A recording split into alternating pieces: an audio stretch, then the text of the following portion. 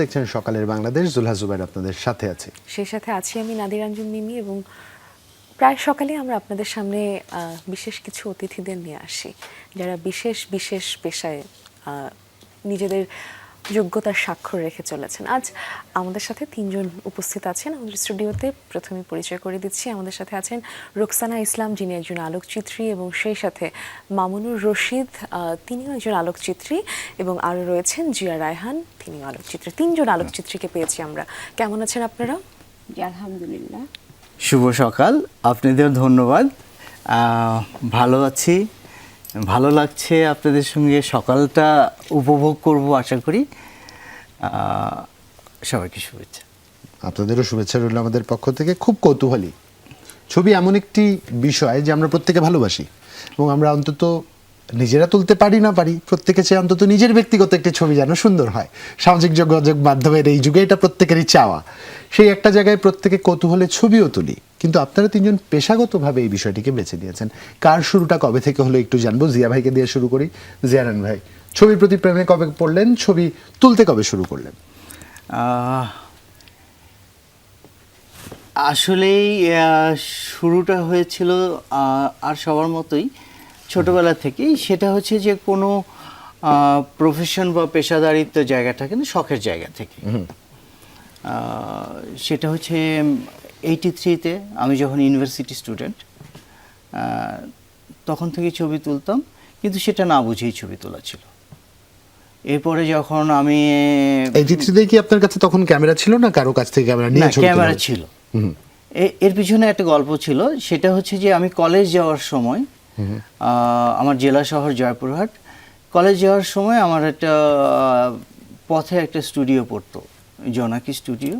আমি কেন জানি ফেরার পথে প্রত্যেকবার স্টুডিওতে ঢুকতাম এবং ডার্ক রুমে ছবি প্রসেসিংটা দেখতাম। আমার কাছে খুবই অবাক লাগতো। বাহ। তো ওই জায়গায় মনে হয় একটা ওই পিন পয়েন্ট যে এই ছবিগুলো কেমনি হয়। এটার ওই জায়গা থেকে ছবি তুলি। তখন তো আমরা প্রসেসিং করতে পারতাম না, ল্যাব ছিল না, আমরা স্টুডিওতে দিয়ে দিতাম।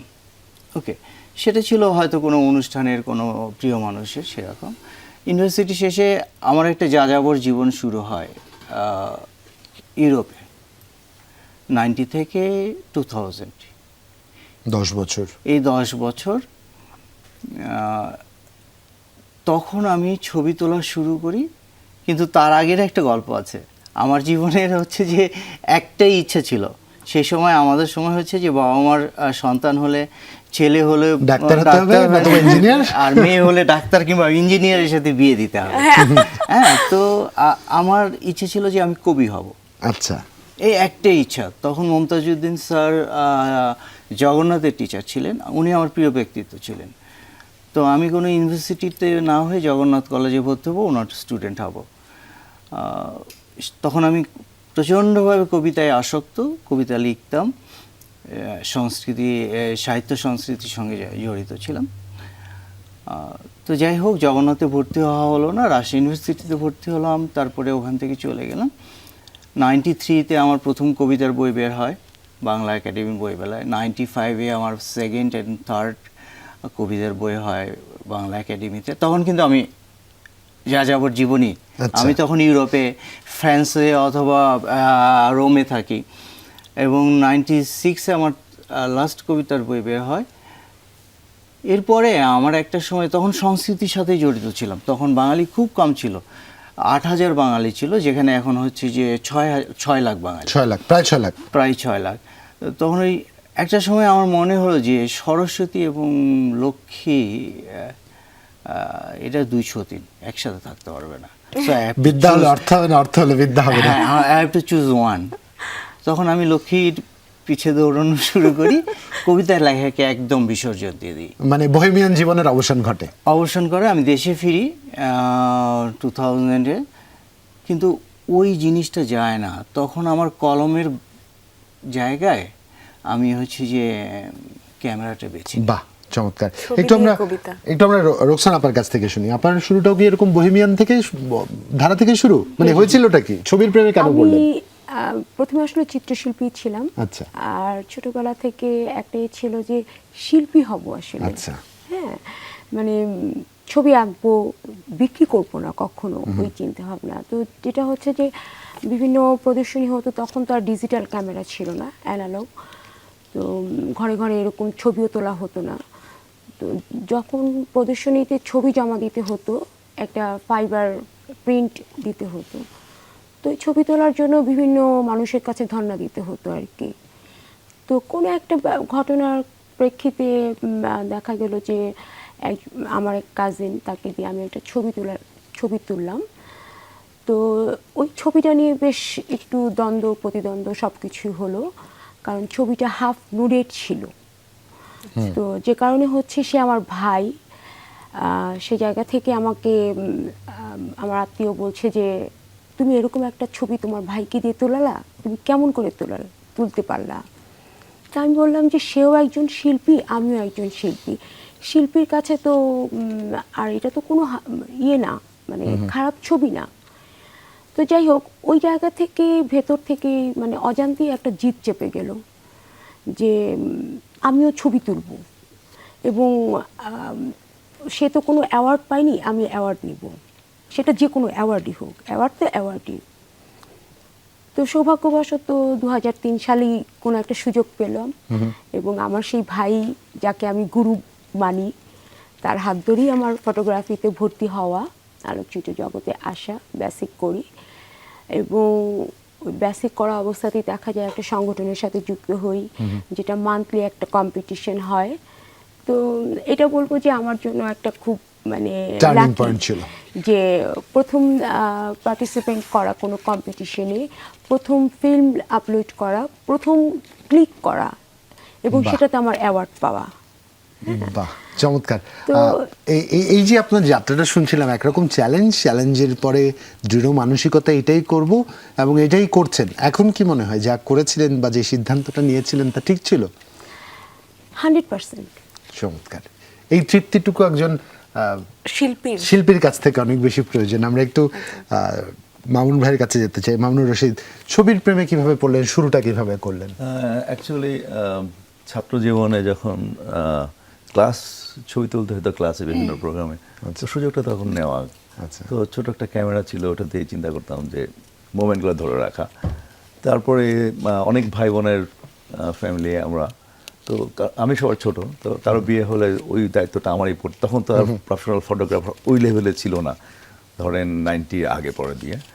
তো তো ছবি তুলতে তুলতে মানে এই আর্টের মধ্যেই চলে আসলাম। বেসিক্যালি কর্মক্ষেত্রে আমি একজন ডেন্টিস্ট, তো ছবি তুলি আমার প্যাশন থেকে, এবং আমাকে সে অক্সিজেন যোগায় এবং কাজ করার অনুপ্রেরণা বাড়ায়। বাহ, চমৎকার।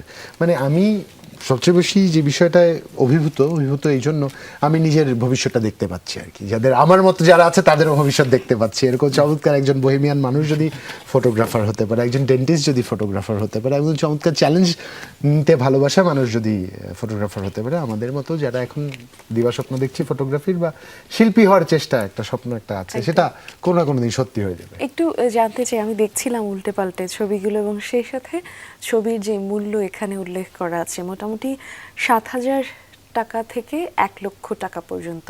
এই যে ব্যতিক্রমী একটা উদ্যোগ আপনাদের, বা ছবিকে বা এই শিল্পকে এভাবে করে ক্যাফে ভিত্তিক যে ফটো Selling যে idea-টা। যে এক্সিবিশনের কথা যদি আমরা বলে থাকি, এই ধারণাটা আসলে কিভাবে এলো? এটা কি সামষ্টিকভাবে, নাকি চায়ের আড্ডায় কোনো, বা নাকি কফি খেতে খেতে, মানে কিভাবে আসলে এই ধারণাটা আপনাদের মধ্যে এলো? একটু সংযুক্ত করি এর সাথে, টু বি ভেরি অনেস্ট, আপনাদেরকে একটা ধন্যবাদ দিতে চাই এই জন্য, কারণ আমাদের ছবি এবং ব্র্যাকেটে লেখা বিক্রয়ের উদ্দেশ্যে প্রদর্শনী, it's a very challenging statement. একটু শুনি, আমাদের ছবি বিক্রির উদ্দেশ্যে প্রদর্শনী, এই বোল্ড স্টেটমেন্ট কি করে আসলো? আপনারা বেছে নেন কি উত্তর দিবেন, সিদ্ধান্ত আপনাদের। বলে আসলে ওই যে আমি বললাম যে আমার বহেমিয়ান জীবন ছিল, সেটা এখনও কন্টিনিউ আছে। সুযোগ পেলেই আমি যাযাবর হয়ে যাই। এটা 40 বছরের একটা আমার যাত্রা। তো আমি ইউরোপ, আমেরিকায়, পুরো ইউরোপে এই সংস্কৃতিটা দেখেছি বহুদিন পুরানো। তাদের কফি শপ বা অনেক পুরনো অ্যান্টিক রেস্টুরেন্ট, যেগুলোতে বিত্তশালী নামি দামি সংস্কৃতিময় মানুষ যায়, যারা শিল্প সংস্কৃতি পছন্দ করে, সেই জায়গাগুলোতে এই এক্সিবিশনগুলো হয় এবং সেল হয়। তাতে হয় কি, যেমন হচ্ছে যে শিল্পের প্রচারটাও হয়, শিল্পীও আর্থিকভাবে লাভবান হয়। যে সংস্কৃতিটা আমাদের দেশে দেখিনি, যেটা পেইন্টিংয়ের ক্ষেত্রে কিছুটা আছে কিন্তু ফটোগ্রাফির ক্ষেত্রে একদমই নেই। পেইন্টিংয়ের ক্ষেত্রে পেইন্টিং কালেক্টর আছে, পেইন্টিং চড়া দামে বিক্রি হয়। আমি যদি এখন বর্তমান এখানকার শিল্পীদের বলি, অনেকেই আছেন যাদের পেইন্টিংয়ের মূল্য অনেক, ইভেন $25,000 পর্যন্ত প্রদর্শনীতে, এবং পেইন্টিং এক্সিবিশনে প্রাইজিং লিস্ট থাকে, কিন্তু ফটোগ্রাফি এক্সিবিশনে কোনো প্রাইজিং লিস্ট থাকে না। এবং ফটোগ্রাফি এক্সিবিশনগুলোতে আরেকটা কালচার আমার কাছে খুবই মনে হয়, যে আমরা এক্সিবিশন করি যখন কোনো গ্যালারি বেসড, সেখানে চা নাস্তার ব্যবস্থা থাকে, যারা যায় তাদেরকে আপ্যায়ন করতে হয়, ফিতা কাটতে হয়, বক্তব্য দেয়, কিন্তু বাইরে এটা নাই।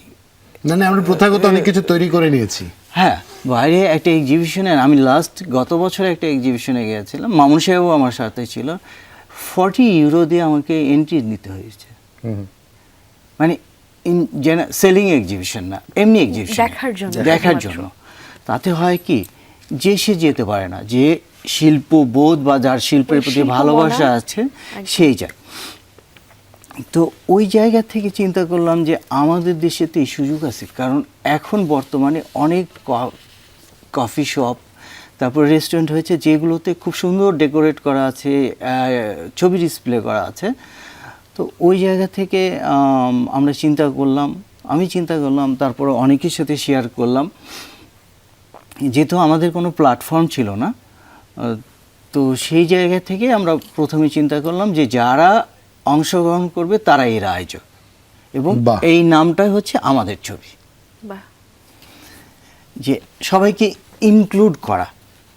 এখানে আমি বড়, আমি ছোট, বা আমি এটার কিছু, সেটা সেই জায়গাটায় বাইরের দেশগুলোতে আবার দেখা যায় যে মনে করেন হসপিটালগুলো বা যে কোনো মেডিকেল অফিস বা ডেন্টাল অফিসে ফটোগ্রাফি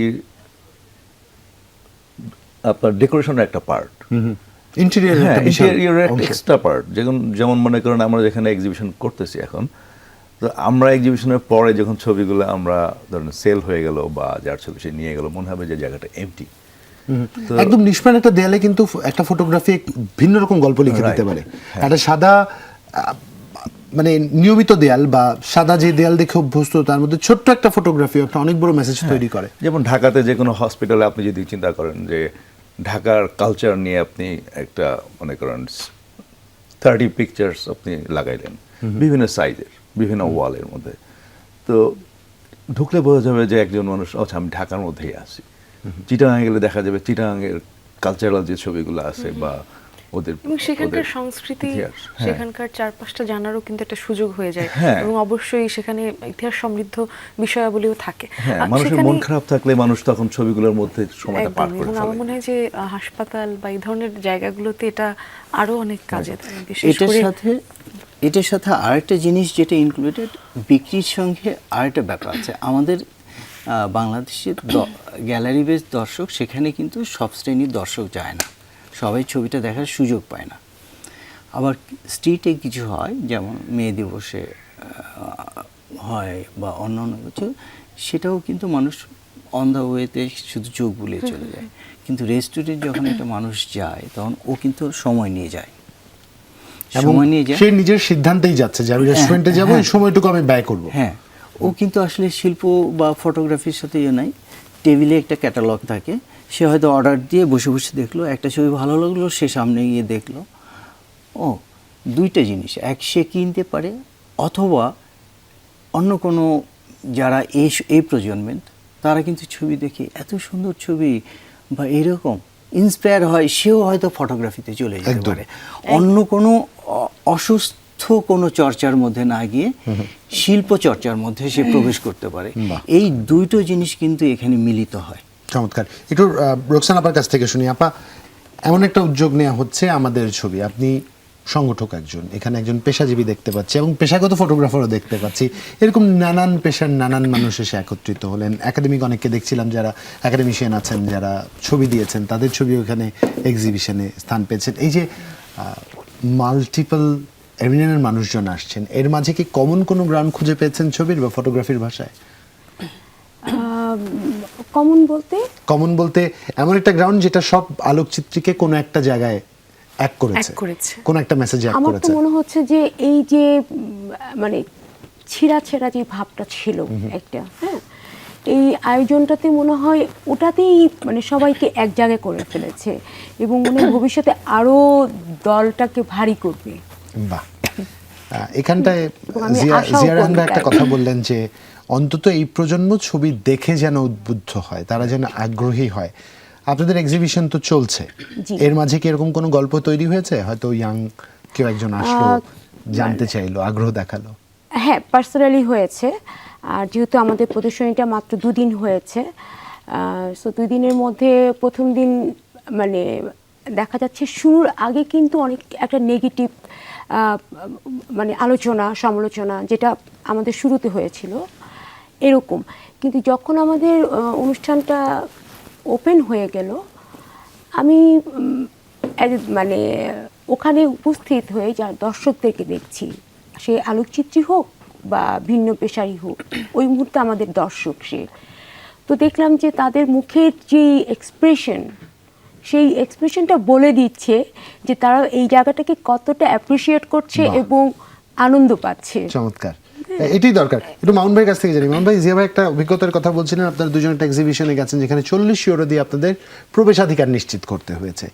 এই বাস্তবতায় বাংলাদেশের ফটোগ্রাফাররা যখন ফটোগ্রাফি করছেন, এবং আপাও বললেন একটা ইঙ্গিত যে এর আগে বেশ নেতিবাচক মন্তব্য হয়তো এসছে এমন একটা এক্সিবিশন নিয়ে, এরকম এক্সিবিশন করবেন ছবি বিক্রির উদ্দেশ্যে, হয়তো এটা নিয়ে আপনাদের মহলেও আলাপচারিতা হয়েছে, ইতিবাচক হোক বা নেতিবাচক কিছু একটা হয়েছে। সেই জায়গা থেকে এই যে উদ্যোগটা নেওয়া হলো, এক্সিবিশন গ্যালারি পর্যন্ত সীমাবদ্ধ না থেকে গ্যালারি এবার দর্শকের কাছে গেল, কিংবা নতুন করে দর্শক তৈরির একটা সুযোগ তৈরি হলো, কতখানি অ্যাপ্রিসিয়েশন দেখছেন, কতখানি আপনি আশাবাদী, এবং কি মনে হয় সার্বিকভাবে কেমন হবে আমি শেষটা? খুবই ইতিবাচক সব ব্যাপারেই। তো আমি চিন্তা করি যে আমি যেটা চিন্তা করি এটা পজিটিভ আমি মনে করি, কারণ এটা সঠিক জন্য আমি এটা ভাবি বা ডিসিশনটা নেই। যেমন একজন ফটোগ্রাফার আসছে জুনিয়র, তো আমাকে বললো যে আচ্ছা এই ছবিটা তো এরকম একটা ছবি আমার আছে, তো আরেকটা বললো যে এরকম একটা ছবি আমার আছে, একই পার্সন দুটো ছবি দেখায় বলতেছে এরকম আমি তো দিতে পারতাম ছবিটা। তো আমাকে দেখালাম, দেখলাম যে ছবিটা অনেক ভালো ছবি। তো আমি বললাম ঠিক আছে, নেক্সট টাইম কোনো এক্সিবিশন হলে তো আপনার ছবিটা আমি দেখতে চাই। তো সে বলে হ্যাঁ আমি নেক্সট টাইম আমি দিব। আর গ্যালারির মধ্যে ধরেন যদি উন্মুক্ত আকাশের নিচে আমরা একটা প্রদর্শনী করি, মানুষ হেঁটে যাচ্ছে, হঠাৎ করে তাকায় দেখলো যে একটা এক্সিবিশন হচ্ছে। ধরুন আমরা একবার মে দিবসে একটা এক্সিবিশনে পার্টিসিপেট করলাম, তো একজন ভদ্রমহিলা বয়স্ক, উনি একটা ঝুড়ি নিয়ে যাচ্ছে পিঠে, তো উনি দাঁড়ায় দাঁড়িয়ে ছবিগুলো দেখতেছে। মে দিবসের ছবির সাথে তাদের লাইফের একটা মিল আছে, তার জীবনের গল্পটা আছে Right. এখানে। তো এটা তো সে তো এক্সিবিশন দেখতে পারবে না, কখনোই গ্যালারিতে যেত না। দেখতে পারবে না, তার তো কাজ করে খেতে হয়। তো সে যাওয়ার পথে রাস্তায় এসে তার ছবিটা দেখতে দেখতে চলে গেল, একটু দাঁড়াইলো, একটু দেখলো, আবার একটু সামনে আগে চলে গেল। তো আশা করি জুনিয়ররা বা যারা এখনো পার্টিসিপেট করে নাই, নেক্সট টাইম হয়তো বা জায়গা দেওয়া কঠিন হয়ে যাবে একটা বড় রেস্টুরেন্ট ছাড়া। এত বড় রেস্টুরেন্ট কোথায় আপনারা পাবেন আমি এই চিন্তা করছি। তাহলে আমাদের যেতে হয় বড় হোটেল বা না, সেই ক্ষেত্রে আমাদের একটি চিন্তা আছে, নিশ্চয়ই। কারণ সেলিংয়ের আমাদের কাস্টমার বেস করতে হয়। কারণ আমরা প্রথমে ধানমন্ডি বেছে নিয়েছি, কারণ ধানমন্ডি একটা অভিজাত এলাকা বলে আমরা মনে করি। সেখানে বিভিন্ন বিত্তশালী লোক থাকে বা অন্যান্য শিল্পমনা লোক থাকে, গুলশান বনানী। আর আমাদের আরেকটা ক্রেতা শ্রেণী আমরা কি চিন্তা করছি, সেটা হচ্ছে যে বিদেশিরা যখন আসবে এদেশ থেকে, তারা হয়তো একটা প্রকৃতির দৃশ্য কিনে নিয়ে যাবে। সেই ক্ষেত্রে আমাদের হচ্ছে যে বড় বড় রেডিসন, ওয়েস্টিন কিংবা শেরাটন, এদের সাথে যদি আমাদের সুযোগ হয়, তাহলে এই জায়গাগুলো আমরা তখন আমাদের দেশের গণ্ডি বাইরে আমাদের ছবি, আমাদের প্রকৃতি, আমাদের শিল্পকর্ম আমরা বিদেশেও সেই স্বপ্ন দিতে সম্ভাবনার গল্প পারবো। আরো শুনবো। আমাদের ছবি, যেখানে ছবি গ্যালারি থেকে বেরিয়ে এবার নতুন দর্শক তৈরি করতে কিংবা ক্রেতা সমাজদার তৈরি করবার জন্য একদম আমাদের দোরগোড়ায় এসে পৌঁছেছে। আইডিয়াটা চমৎকারভাবে শুনলাম। এখন আপনারা কেউই বৈষয়িক নন, এটা একটা বাস্তবিক বিষয়। শিল্পীরা কখনো বৈষয়িক হন না, যদি একজন ডেন্টিস্ট আছেন এখানে সেই বিষয়টা থেকে বেরিয়ে এসে শুনতে চাই আয়োজনটা নিয়ে আপনাদের অংশীজন কারা হলেন, আপনাদের এই যাত্রার সঙ্গী কারা হলেন? এটা ছিল ওপেন একটা ডিক্লারেশন সোশ্যাল মিডিয়াতে, যেটাতে আমরা ফিনান্সিয়াল কোনো ইনভলভমেন্ট হতে চাইনি। সেই ক্ষেত্রে আমরা বলেছিলাম যারা যারা ছবি এই ব্যাপারটাতে একাত্মতা হতে চান কিংবা ছবি দিতে চান, তারা আপনারা নিজেরা ফ্রেম করে ছবি আমাদের আগে ডিজিটাল পাঠান, আমরা ছবিটা সিলেক্ট করে দেবো, আপনারা ফ্রেম করে জমা দিয়ে দেবেন। বাহ।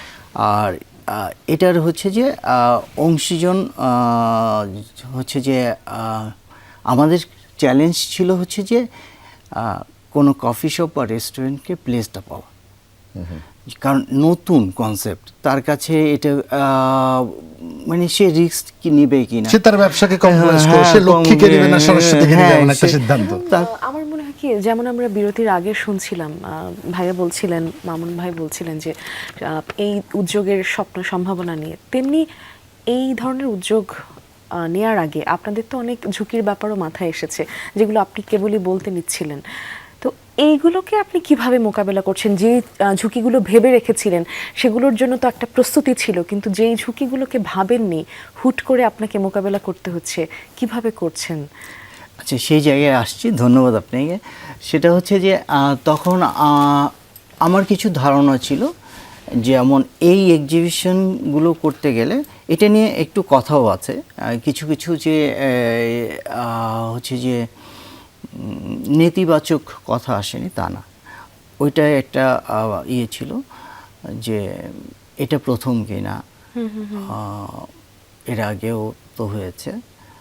হ্যাঁ, এর আগে যেমন বিপিএস করেছে বন্যার্থদের সাহায্যে ছবি বিক্রি, একটা ওপেন জায়গায় অথবা কোথায়, সেটা ছিল চ্যারিটি। হয়তো নারায়ণগঞ্জ ক্লাবও করেছিল, সেটা ছিল প্রতিবন্ধীদের জন্য সাহায্য, সেটাও চ্যারিটি। তো এটা নিয়ে একটা কনফিউশন ছিল, পরে তারা ক্লিয়ার হয়েছে এবং উই আর ভেরি হ্যাপি। এবং অনুষ্ঠানের দিন, উদ্বোধনের দিন যাদের একটু বিরূপ চিন্তা ছিল তারা সবাই আসছে এবং সবাই এটাকে অ্যাপ্রিসিয়েট করেছে এবং বলেছে আপনারা সব সিনিয়র ফটোগ্রাফাররা যে এটাকে কন্টিনিউ করতে হবে, যে কোনো মূল্যে হোক এটাকে কন্টিনিউ করতে হবে। ফটোগ্রাফিকে মানুষের কাছে নিয়ে যেতে হবে, ফটোগ্রাফারকে হচ্ছে যে আর্থিকভাবে তাকে, এবং ফটোগ্রাফির যে একটা মূল্য আছে সেই মূল্যটা নিশ্চিত করতে হবে। তো কফি শপের সাথে আমাদের অনেকবার মিটিং হলো, তারপরে আমরা ফটোগ্রাফার লভ্যাংশের নিবে হচ্ছে 70%, আর প্লেস যিনি দিচ্ছেন তিনি 30% নেবেন। এখানে আয়োজকরা ফিনান্সিয়ালি কোনো ইনভলভমেন্ট নেই, এবং আয়োজকরাই হচ্ছে যে যাদের ফটোগ্রাফার আছে, ফটোগ্রাফি আছে, তারাই আয়োজক, সেই কারণে আমাদের ছবি। এটা চমৎকারভাবে কৃতজ্ঞতা জানাতে চাই ডি প্ল্যাটফর্মের প্রতি। আপনারা শিল্পী বান্ধব এমন একটা সিদ্ধান্ত নিয়েছেন। হ্যাঁ, অর্থনৈতিকভাবে প্রথমবার হয়তো খুব বেশি লাভের দেখা না পেলেও একটা চমৎকার যাত্রা আপনারা শুরু করেছেন, যেটা একটা বিশাল বড় পরিবর্তন আনতে অন্যতম অনুঘটক হিসেবে কাজ করবে। আমরা রোকসানা আপার কাছে, যদি আপা কিছু একটা বলতে চাচ্ছিলেন আগের বিরতিতে যাওয়ার আগে, যখন আমরা চ্যালেঞ্জেস নিয়ে কথা বলছিলাম, যখন আমরা প্রসঙ্গ নিয়ে কথা বলছিলাম, ওটা অলরেডি মনে হয় জিয়া ভাই বলে ফেলেছেন যে শুরুর আগে যেই নেতিবাচক বিষয়টা, সেই পার্সেন্টগুলোই দেখা যাচ্ছে সবাই তো হয়তো এখনও যেহেতু সময় আছে হয়তো আসবেন। হ্যাঁ, আর এখানে আরও একটা বিষয় আমি একটু বলি, যে অনেকেই তো প্রশ্ন করেছেন তরুণ ফটোগ্রাফার। হ্যাঁ, আমি হয়তো পেশাগত জায়গা থেকে এই মুহূর্তে আমি প্রায় 10 বছর ধরে আমি ওইভাবে ছবি তুলছি না, কিন্তু সেই জায়গা থেকে হচ্ছে কি আমি তো তরুণ না। হ্যাঁ, তো আমি যদি বিষয়টাকে অন্যভাবে ব্যাখ্যা করতে যাই, আসলে আমিও তরুণ, কারণ যেই অনুষ্ঠানটা হচ্ছে এটা তো তরুণ একদম শুরু হচ্ছে। তো তরুণ বলাটা মনে হয় এখানে খুব ছোট্ট একটা প্রশ্ন রাখি, খুবই ছোট্ট একটা প্রশ্ন রাখতে চাই।